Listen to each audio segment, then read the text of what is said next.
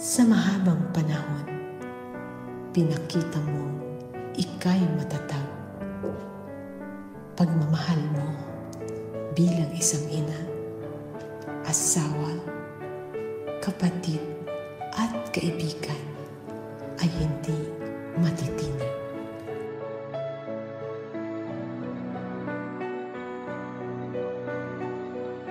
Kakambal ng paglayo mo ang pagsakripisyong kay tagal. Alang-alang sa asawa at sa kambal mong kay mahal. Sa mga panahong ika'y nasa malayong lokasyon, kay tinding lungkot na wala ka sa mga espesyal na okasyon.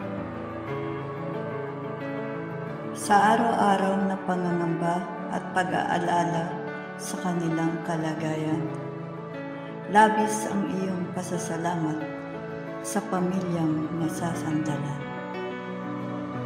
Sa bawat pagluha, pagtitiis at sakripisyong pinagdaraanan, tunay ngang inaalay para sa magandang kinabukasan. Talaga namang mabuti ang iyong puso, maging sa grupo ng mga kabulagan. Una kang tumatak sa pagsabi ng forever siya. Ngayon ay forever na naming kaibigan.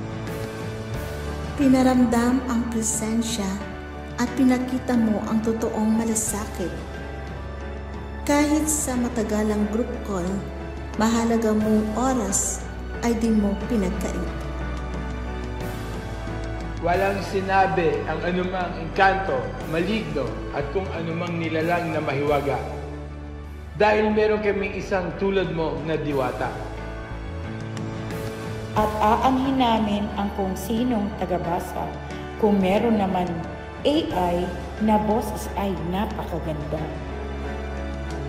Kaya kasama ka, tunay ang nabuong pagkakaibigan. Dito, may forever Lindsay, walang iwanan. Happy birthday, Lindsay Diwata! We love you!